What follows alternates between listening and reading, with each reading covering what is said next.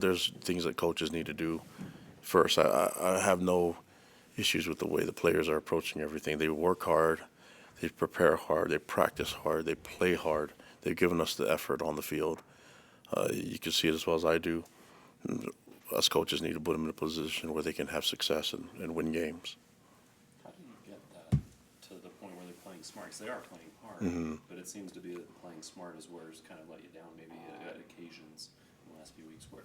How do you get that to translate more frequently? Well, a lot of the mistakes that happened with really young guys and inexperienced guys, and they just got to grow up, and know the game and know the position they're in, and that's their job, and I think they're willing to do that. And as coaches, we need to make sure that we get them ready. We've taught this emphasis on getting our depth ready, and that also includes making sure that the young guys are in a position where they can have success and minimize their mistakes. And mistakes are part of the game. We always said that effort and grit will get you through some of those mistakes. But there's a lot of times that the self-inflicted wounds, we're mid-season form now. That should never ever happen. You're a player. When you played, did it take a play or two to kind of get into the rhythm of the game? And, did you find yourself taking a play or two to just kind of get used to it? Because you've done a lot of shuffling with guys coming in and out. I just wonder, from your playing days, do you remember it taking you a play or two at times to kind of get back into the flow, or is it just step on the field and go? That getting used to it is in the pregame stuff, and everyone's got to be ready and get warmed up. And once the ball's in the air, everyone should be ready for their moment. And we rotate a lot like other teams do, We're no different than what Washington does with their team and their rotation, and USC and Utah and other places. So the key is for those guys to be ready to roll.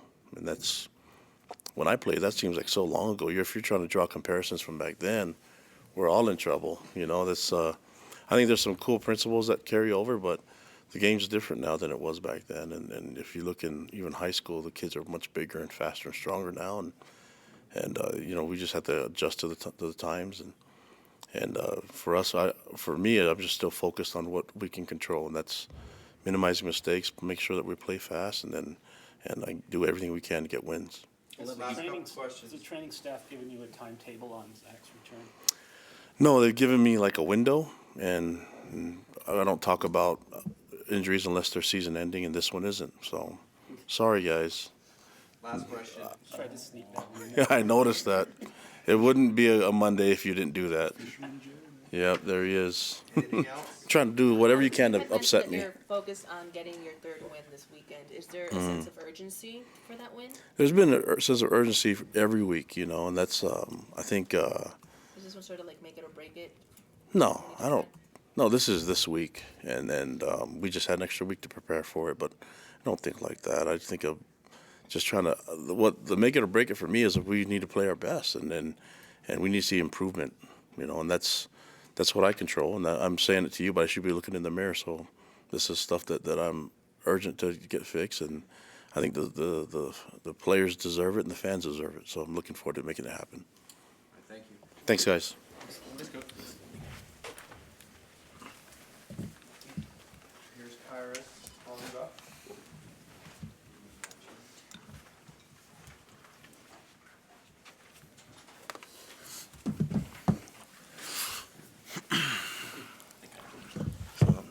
Questions for Kyrus? That was the bye week. It was good. It was needed.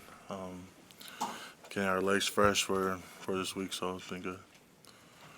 Tactically, what was the defensive focus? What did you guys work on in practice? What did you guys feel like you had to do to improve and grow defensively? I would just continue to run to the ball, be more conditioned, just be physical up front as a D-line, and making sure that everyone's doing their 111 as a defense. But this week was just to get back into that groove. Do you have a preference on playing on a 3-man or a 4-man front? No, I don't really care what we run. It's nice to get one-on-ones, but if I can get the double team, I'll take it anytime. So. How's the morale for you and the rest of your teammates coming off that loss? What's the morale been like last week? It was tough, but we're just going on to the next week, just focus on moving on and learning from that loss and things we can take as a team and things that we can improve on. Your guys' rush defensive numbers haven't been great. Do you guys have an emphasis on that during the bye week at all to kind of help hopefully improve that? Yeah, we just need to be better up front. It starts with the D line, not being blocked, just being more physical, and that's something that Coach Kalani, Coach Elisa have been telling us constantly, and that's something that we're planning on taking care of. So. Can you describe what it's like to defend Jaren Hall? Jaren Hall, it's hard. It's he's quicker than Zach, and Zach's fast. So it's gonna be fun watching him. We've gone against him a lot and during practice and during spring while Zach was out, and we're excited for him to play and execute plays. For a defensive lineman, does defending the RPO any different for you, or do you just? No, we play the run always, and if they want to throw, our backers should be there. But we gotta make sure we stop the run first, and that's something that we're working on as a D line to continue to be dominant up front. I remember in the preseason you said you wanted to improve your pass rushing abilities. Through 5 games, how would you assess your individual play in that regard, getting to the quarterback? Could be better. There's always room to improve. Yeah, it should be better. Hopefully, it'll get better as the weeks go on. You guys have been doing the rotation where after a certain number of plays, the whole defensive front rotates in and out. How much does that help as far as keeping fresh versus how much does it hurt as far as losing maybe some rhythm and when you're not on the field, standing there waiting for another, to go back in? How does that kind of balance work for you? I feel like it's helpful. We're all confident in our play, and I'm confident in the guys that I rotate with. So there's never like a doubt that if I go out, like I'm not worried like, oh, it's gonna be a big play because I'm confident in my teammates. So it's good. There's never really any worry while we go out. We just refresh, and then when it's time to rotate, we'll rotate. We'll continue to do that. Is it hard to be sitting on the sideline on like a 3rd and short or something where you feel like they're going to run and you want to be right there in the mix? Yeah, I think that's for all of us. I think we all wanna be in there, especially 3rd downs, 4th downs, for a chance to stop or create a turnover. It's something that we all look forward to, but it's all with the team, so it's good. Some people wonder why you're not in there more often. Get tired, man. That's comes with the game. Just tired, getting water, but I try. Yeah, I think that's all of us. But I'm confident in those who I rotate with, so no pressure on me. Nice is a little bit shorter of a defensive lineman than some of the other guys along the defensive line. What sets him apart in his ability out there? He's just super strong and stout. He can hold his own. He has good leverage against big old linemen. He has good pad level against them, so it's really good for him to get under and to hold his ground. So he's super young, still learning, but his future is bright for him. So More of a kind of natural leverage. Just being yeah. shorter. With the bye week last week, when did you start tackling the film on USF's offense? Oh, when on our way back from Sunday after our loss against Toledo, we started watching film, and after the USF the UConn game, we got it on our iPad, so I was watching it, still watching it. So What has been some takeaways you've seen from their offense? they're a good offense. They love to run the ball, and that's something that we look forward to. They're going to try to establish against us. They're a good team. They have fast, skilled players, and they're big up front, so it should be fun. How do you channel the frustration? Because losses, you guys all get frustrated. You guys are competitors. How do you try and make that a benefit as opposed to a negative for the team? Yeah, it's hard, especially coming off a loss. I think a lot of it, like a lot of players have their own way of coping with it. But something that Kalani makes sure that we don't really focus on it, like, especially after a loss. Like when we come outside the locker room, we don't show it. We just try to be grateful for our family for being there, for the fans, for those who came out and support. So it's more important that we stay positive and worry about our roles outside of football, of being a student. Some of us are husbands, fathers, so there's more to life than just focusing on the loss, and that's something that Kalani has helped the team recognize and that we've been doing. And yet you can't be satisfied, obviously. You know, you've got to let it push you to continue to improve. How do you do that personally? I just take it as a learning opportunity. It's hard, but that's what comes with the game. We're not going to go undefeated our whole entire lives, so there's things that we're going to lose in, and we can either face it and learn from it, or just continue to be saddened by it. And that's something I'd rather do, just continue to learn from my mistakes and as a team and to move forward. Any other questions? Thanks, Harris. Yep.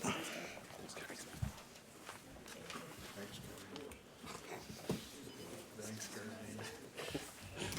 Brandon, where does that go?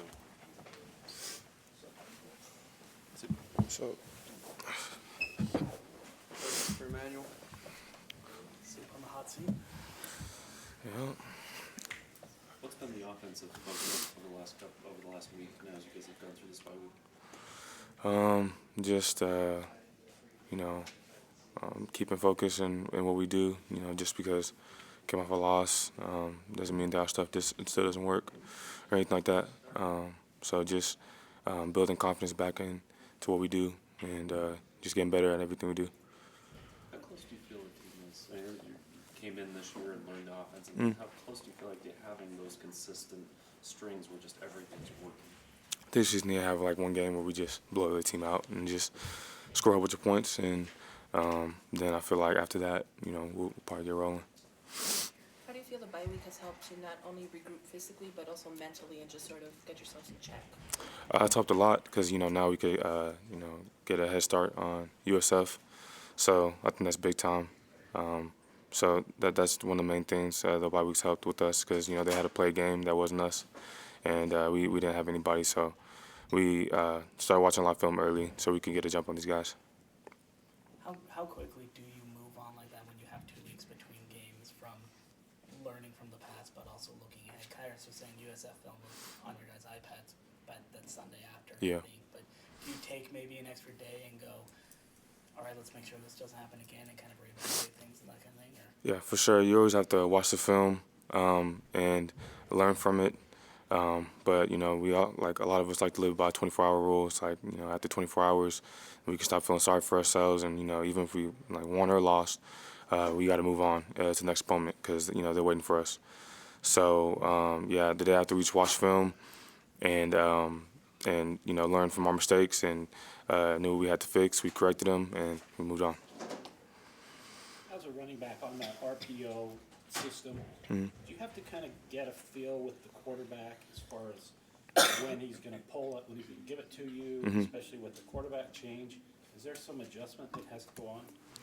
It just depends on the defense. There's a certain criteria we look at every play to just know if I'm getting the ball or not. So it just depends on how the defense lines up. But can you say develop a better chemistry with one quarterback than another, or is it just not that? It's pretty much the same. It's not that complicated. Yeah, muscle memory. Everybody does the same movements with what they need to do because we all have the same footwork and assignments and stuff like that. So it's pretty much the same. Would you say there's been any change in the offense behind Jaren Hall? No. How fast is he? He's pretty fast. He's pretty fast. If you guys race, who's going to win? I got him. Okay. He knows that. He knows that. When you look at Jaren the last week versus when he was taking the backup reps and second teams up and that kind of thing, have you noticed a change just in his demeanor or leadership in the locker room, anything like that, as he takes more of those reps and kind of prepares himself in that way? Jaren's always been a confident guy in whatever he does, just walking around the locker room or walking up to the line to take reps and, make calls and adjustments and stuff. So I see him as the same guy because, he's always been ready to do whatever he needs to do to help the team win. So I say the same. Any other questions? What have you seen from the coaches changed at all? Are things different with those guys, with the offensive staff that you're working with? Or is it just kind of business as usual, or what do you see from that? I just know that they're just trying to pick us up. Just make sure that we're not getting down on ourselves. They're coaching the little things more because that's what matters in the end. That's why you win and lose games because you didn't do a certain thing right. So just a little bit more attention to detail in what they do, which is needed. So. All right, thanks. All right, thank you.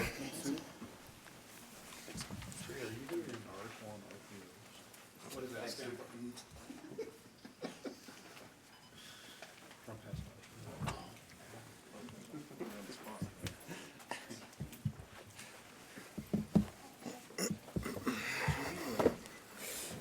Questions for Jaron?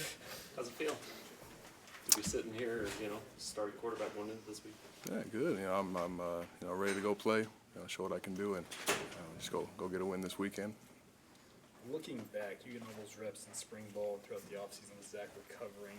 Did that almost feel like it was serendipitous in a way, looking back at it now? I'm sorry, one more time. Like just in terms of getting those reps during the offseason, do you think that helps you get ahead to where you're at right now? Yeah, absolutely. Getting increased reps in spring, versus fall last year was huge. Just catching up to the speed of the game. It's a lot faster, so I felt like I got a little more comfortable with the offense and just football in general at the college level. So I think it was huge for now. What was running through your mind on that final drive, the end of regulation against Toledo, and how did you assess your play? Yeah, just execute each play. Throw the ball where it needed to be. Go get completions, get out of bounds, and just do the things that we practice every week. How excited is your dad, former player here, and your family just to see you get this opportunity and be the starting quarterback? I think they're very proud of me. I've had a chance to talk to them obviously throughout the week. They're excited to see me play. As any parent would be of their son or daughter in this position. Did Kalen or KJ give you any advice as far as being the starter? I mean, they're football guys. So. Yeah, no, I just say go play, man. We've had a relationship like that, so just go play and have fun. Jaron, growing up in Spanish Fork and playing for Maple Mountain, how does that prepare you, do you think, for being in this role right now? Yeah, just getting reps at quarterback. Honestly, just playing at a high level in high school and expecting the same now in college. With quarterbacks, it can be easy to just nowadays with the transfer portal to go into that portal when there's a lot of competition. You're not the guy. Is it kind of satisfying that your patience is paid off and just to get this opportunity? Yeah, for sure. I think I've prepared for this opportunity, and to have it come now is it's what's been expected through in my career. So I'm just happy to be here. What does it mean for you to be the first Black American starting quarterback here at BYU? I'm very proud of my ancestors. Very proud of my ethnicity and all the things that come with that. So it's an honor and a privilege to be here and to be playing at this wonderful university. What kind of statement do you think that makes as far as what BYU's about and how BYU maybe has kind of progressed? Yeah, well, BYU is a very special school, and there's all individuals from different lifestyles who play into why it's so special. So I think that's just part of that, being a part of the history of Brigham Young University and all the special things that come with it. How important or how big was it that you were able to get a series against Toledo as far as moving forward and having that under your belt? Yeah, I think that was actually pretty huge. I think about it a lot. Just the feelings of being in there finally. The confidence it gave me to know that I can go in and compete at the college level. And so it was good to get in there with the guys and to feel the speed of an actual game. Why did you pick BYU out of high school? Because you had options with a handful of Pac-12 schools. What was the reason you chose BYU out of high school? I've always loved the university, what it was about. Off the field and then on the field, I felt like BYU was moving in a good direction. With the coaches who came in, I was just confident that we'd be able to win games here, and that's what I wanted to do. To come in and give what I could to a program that's had a lot of history of winning football games. And you've always dreamt of being a quarterback. This has always been the position you wanted to play. Is it kind of surreal to be the starting quarterback at a place you want to always be at? Yeah, it is surreal. Just to be here finally, but hopefully to take it all in, put that aside, and just get to work and own this position now. What does Zach have to say to you since the transition took place now? Yeah, Zach's on board, man. He's a great teammate. He's still in the meeting rooms with us on the field. Giving his eye what he's seeing. He's very intelligent in football and he knows the game. So he's been a big help and just a great teammate through it. Did baseball help you in any way here? You've been playing baseball already. Yeah, for sure. Just getting experience in a competitive sport at college, I feel like's helped me. Just to kind of get rid of the bright lights and just to play the game for what it is. So BYU's 0-7 in the state of Florida. I think your dad might have been part of one of those games. Oh, dang. Anyway, why do you think that is? Do you think it's just going back east? Yeah, man, I don't know. I didn't even know that was a statistic on this. I'm not sure. How is your preparation as a starter now any different? Maybe it's not than what it was when you were QB2. Yeah, just increased reps, in practice every week. Everything else is the same, being dialed into every play, what the defense is doing. So just the reps would be the only difference. Can you describe what it's like to prepare yourself to be one play away? Because you've been one play, but now you're in. Yeah, and that's how you have to think about it. Any sport you play is you're one play away from getting in. So your mental focus, your preparation and practice when you're in the field playing, when you're off the field, it's got to be laser sharp. You have to be ready to go because, like you said, you could be one play away from getting in. So you got to prepare as if you're going to be, the starter and who's out there every single play. You already mentioned that your dad was a college athlete here. Your older brother played here. What did your dad, I guess in particular, growing up, kind of instill in you that's kind of helped you succeed to this point? Yeah, man, you just got to get over yourself, how good you think you are, and you got to work. You got to outwork everybody else. You got to be ready for the moment, like now, and you just got to, continue to do the things that others won't, so that the next day you can do what others can't. So that's kind of what he's instilled in me, just to continue to work, to forget about yourself, and no matter how good you think you are, just to keep going and getting better, because there's always opportunities. How's your relationship with Aaron Roderick? Because he was the guy that I think extended the first offer to you when he was at Utah. What's your relationship for sure. with him? No, it's great. I've known him since high school early on. And, he was one of the first coaches to really instill confidence in me and my abilities as a quarterback. So now to be under his wing here and learning from him every day it's a blessing. It's been great.